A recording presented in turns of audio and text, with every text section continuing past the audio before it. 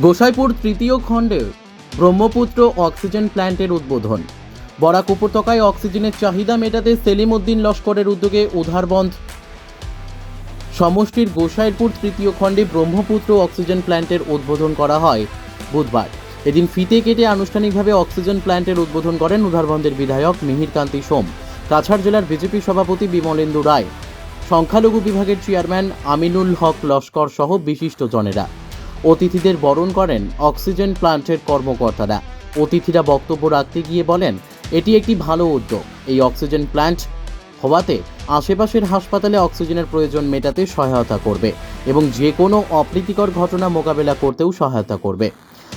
এদিন অক্সিজেন প্ল্যান্টের উদ্বোধক সেলিম উদ্দিন লস্কর সাংবাদিকদের জানান, 2021 সালে কোভিড মহামারীর সময় আসামের মুখ্যমন্ত্রী ঘোষণা করেছিলেন, যদি কোনো ব্যক্তি নিজের উদ্যোগে অক্সিজেন প্ল্যান্ট তৈরি করেন তাহলে তিনি সাহায্য করবেন। মুখ্যমন্ত্রীর এই ঘোষণা মতে এই অক্সিজেন প্ল্যান্টটি তৈরি করেছেন যে কোনো দুর্যোগ মোকাবিলায় সহায়তা করার জন্য এবং এটি 24 ঘন্টা জনগণের জন্য খোলা থাকবে। এতে প্রকৃত হিতাধিকারীদেরকে বিনামূল্যে অক্সিজেন প্রদান করা হবে। এদিন অন্যান্যদের মধ্যে উপস্থিত ছিলেন পাঞ্জাব ন্যাশনাল ব্যাংকের এজিএম সুদীপ দাস, পুলক দেব, উত্তম রয়, লোকেশ জৈন, নির্মলা প্রমুখ। Bureau report, Nababarta today.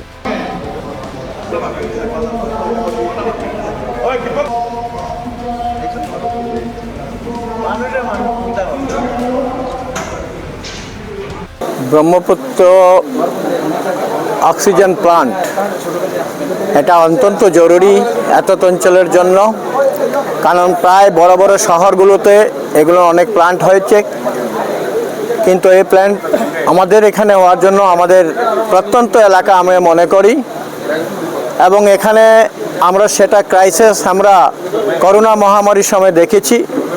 গতিকে আজকেও আমরা এই সেলিম ভাই যে মহৎ কাজ করেছেন, অনেকে অন্য অন্য ব্যাপারে রুচি নেন কিন্তু এই অক্সিজেন প্ল্যান্টের ব্যাপারে কোনো রুচি নেননি কোনোদিন।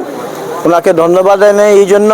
বরাক উপত্যকায় এই প্ল্যান্ট থেকে উপকৃত হবে এবং আমাদের সরকারও চেষ্টা নিচ্ছে, বিভিন্ন সাবসিডিজ এগুলোর ব্যবস্থা রয়েছে। গতিকে সরকারও এটা ওনাদেরও সাপোর্ট উনি পাবেন। আমি আশা রাখি উনি যে বক্তব্য রেখেছেন, মাননীয় মুখ্যমন্ত্রীর যে কথা বলেছিলেন, আর সেই কথাটা ওনার মনের মধ্যে এসছে। এরপর ওনার নিজের প্রচেষ্টায় এবং পিএনবি ব্যাংকের সহযোগিতায় উনি প্ল্যান্ট তৈরি করবার জন্য সক্ষম হয়েছে। আজকে আমরা দেখলাম এখানে অ্যাভেলেবল গ্যাস, আমাদের অক্সিজেন প্ল্যান্ট সহ নাইট্রিক আর আরও অনেক আরও 4 রকমের গ্যাসের ওইখানে উৎপাদন হবে, এবং ডোমেস্টিক যে সিলিন্ডারগুলো ছোট ছোট দরকার তাতেও হবে। ওয়েল্ডিং যে ব্যবস্থায় যে গ্যাস প্রয়োজন হয় সেটারও ব্যবস্থা রয়েছে।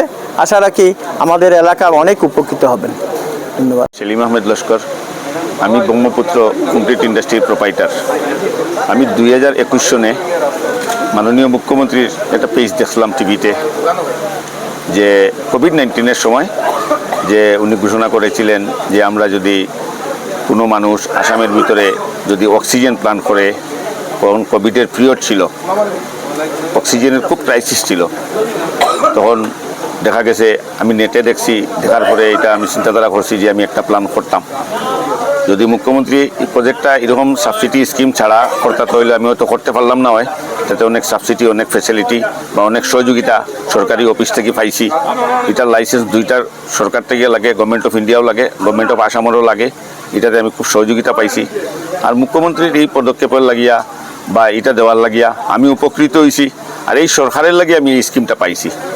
বর্তমানে আজকে আমরা মাননীয় বিধায়ক বা আরও বিজেপি সংগঠনে আরও বহুত স্তরের কর্মকর্তাগণ আইসুন, আমাদের সহযোগিতা করছেন।